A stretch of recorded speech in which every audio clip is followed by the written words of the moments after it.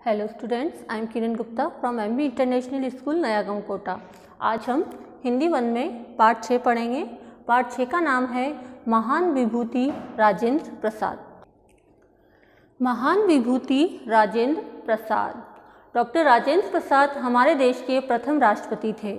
इस पाठ के द्वारा डॉक्टर राजेंद्र प्रसाद के व्यक्तित्व की अनगिनत विशेषताओं को उभार कर हमारे सामने प्रस्तुत किया गया है।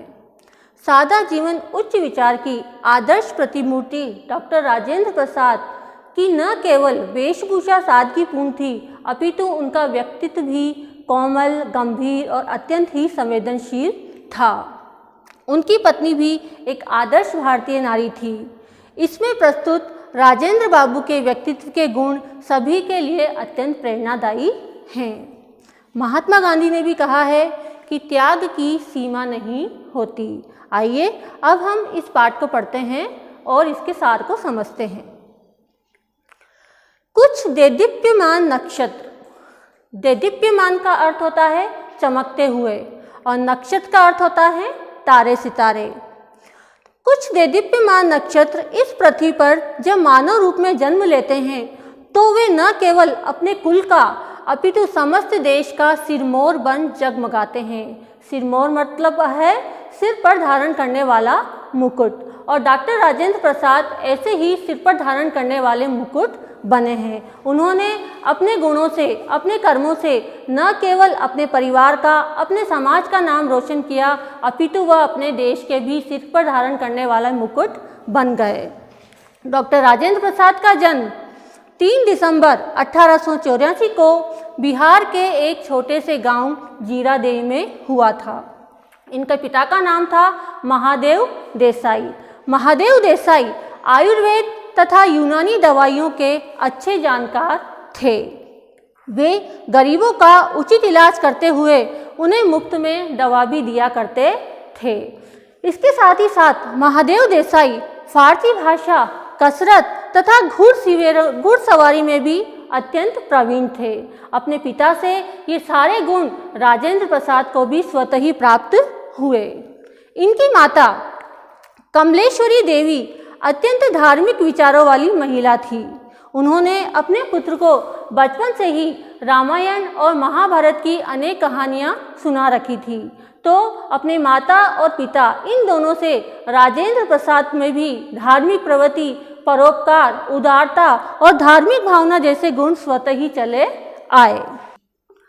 मात्र 5 वर्ष की आयु में डॉक्टर राजेंद्र प्रसाद फारसी पढ़ने के लिए मदरसे जाने लग गए थे। वे इतने प्रतिभाशाली थे कि जब तक बाकी बच्चे कक्षा में पहुंचते थे तब तक वह मौलवी साहब को अपना पिछला पाठ याद कर कर सुना देते थे।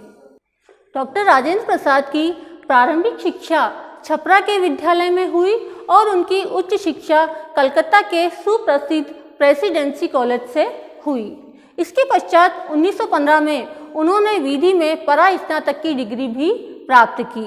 इसके पश्चात कानून के क्षेत्र में उन्होंने डॉक्टरेट की उपाधि भी प्राप्त की। इसके साथ ही साथ डॉक्टर राजेंद्र प्रसाद बहुभाषी थे, अर्थात वह अनेक भाषाओं के जानकार थे। अंग्रेजी, हिंदी, उर्दू, फारसी तथा बंगाली भाषा पर उन्हें पूर्ण अधिकार प्राप्त था। वह इन भाषाओं को न केवल बोल सकते थे, अपितु वह इन भाषाओं को लिख भी सकते थे। इसके साथ ही साथ उन्हें गुजराती तथा संस्कृत भाषाओं का भी समुचित ज्ञान था।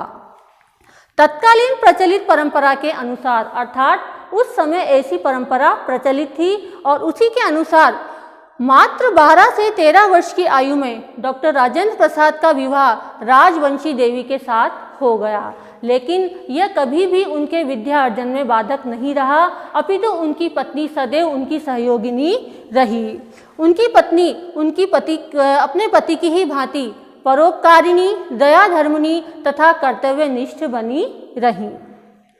राजेंद्र बाबू के जीवन पर उनके बड़े भाई महेंद्र प्रसाद का विशेष प्रभाव पड़ा। उन्होंने ही डॉक्टर राजेंद्र प्रसाद के मन में देश प्रेम की लौ जगाई थी और तत्कालीन समय में स्वतंत्रता प्राप्ति के लिए जो संग्राम चल रहे थे, जो आंदोलन चल रहे थे, उन परिस्थितियों से डॉक्टर राजेंद्र प्रसाद भी अछूते नहीं रहे। और तभी गोपाल कृष्ण गोखले ने उन्हें सर्वेंट्स ऑफ इंडिया सोसाइटी नामक संगठन में शामिल होने के लिए आमंत्रित किया, परंतु डॉक्टर राजेंद्र प्रसाद पारिवारिक जिम्मेदारियों के कारण ऐसा नहीं कर पाए। वे इसके लिए हृदय से बहुत दुखी थे। वस्तुतः संपूर्ण परिवार का भार वे अपने भाई पर नहीं डालना चाहते थे। स्वदेशी आंदोलन, बहिष्कार आंदोलन आदि उस समय पूरे उफान पर थे और जिस समय विदेशी वस्त्रों की होली जलाई जा रही थी, उस समय एक आश्चर्यजनक बात यह रही कि डॉक्टर राजेंद्र प्रसाद के पास कोई भी विदेशी वस्त्र नहीं था, अतः उनका झुकाव पहले से ही स्वदेशी वस्तुओं की ओर था। चंपारण आंदोलन में राजेंद्र बाबू ने खुलकर भाग लिया और गांधी जी के वे विश्वास पात्र बन गए थे। इसके साथ ही साथ वर्ष 1914 में जब बंगाल और बिहार में भयंकर बाढ़ आई थी, तो उस समय रात दिन का अंतर भूलकर उन्होंने लोगों की अत्यंत सेवा की। उन्होंने सदैव ही सादा जीवन व्यतीत किया। गांधी जी के संपर्क में आने के बाद उनमें आत्मनिर्भरता की भावना और भी ज़्यादा बढ़ गई थी। बिहार में जब नमक सत्याग्रह हुआ तो उनका संपूर्ण भार डॉक्टर राजेंद्र प्रसाद के ऊपर ही था और उन्हें गिरफ्तार कर लिया गया था और इसके बाद ही उन्हें 6 महीने की जेल की सजा हुई। वर्ष 1934 में उन्हें अपने भाई की मृत्यु से गहरा आघात लगा, परंतु स्वतंत्रता आंदोलन से उन्होंने कभी भी अपने पैर पीछे नहीं खींचे और 1939 से 1947 तक के वर्ष उनके लिए विशेष रूप से उल्लेखनीय रहे। इस समय विदेशी शासकों के अत्याचार भी बढ़ रहे थे और इसी समय एक और गहरी चोट डॉक्टर राजेंद्र प्रसाद को पहुंची। वह थी जीरादेई में भड़के दंगे। जीरादेई उनकी जन्मभूमि थी, उनकी जन्मस्थली थी और यहाँ पर हिंदू मुसलमान में दंगे भड़क उठे थे। उन्होंने दोनों को बहुत समझाने का प्रयास किया, हिंदू और मुसलमानों में अपील की कि वो एक दूसरे का रक्त न बहाएं, परंतु उनकी इस अपील का कोई प्रभाव नहीं रहा। जहाँ पर जीरादेई को सौहार्द का प्रतीक माना जाता था, वहाँ लोगों ने दोनों समुदाय द्वारा इकट्ठे होकर जो लोग दिवाली पर दीपक जलाते थे और मुहर्रम पर ताजिए निकाले जाते थे, अब उनकी वही जन्मभूमि जीरादेई, वही स्थान अब हिंदू मुसलमान के दंगों से जल रहा था। अब उनका अखंड भारत का स्वप्न भी खंडित हो गया था, परंतु 15 अगस्त 1947 का दिन स्वतंत्रता प्राप्ति के साथ देश का भाग्य विधाता बन गया था।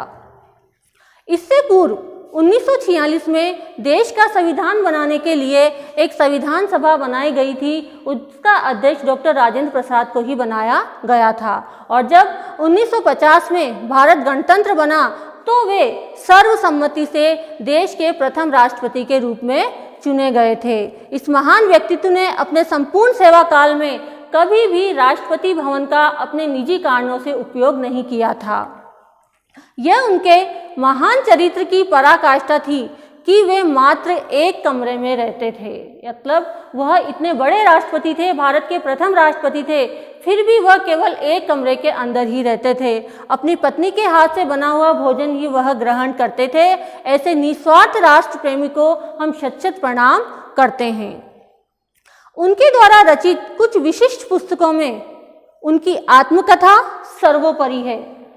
दूसरी पुस्तक है चंपारण में सत्याग्रह और तीसरी पुस्तक का नाम है बापू के कदमों में। यह सब उनकी उल्लेखनीय पुस्तकों में शामिल है। वे भारत के एकमात्र ऐसे राष्ट्रपति हैं जो 2 बार राष्ट्रपति चुने गए हैं। सन 1962 में उन्हें भारत रत्न की उपाधि से सम्मानित किया गया। वे सच्चे अर्थों में इसके हकदार थे। 28 फरवरी 1963 को पटना में उनकी यह लीला समाप्त होने के साथ, अर्थात उनकी मृत्यु होने के साथ, एक महान आत्मा इस संसार से विदा हो गई। Thank you.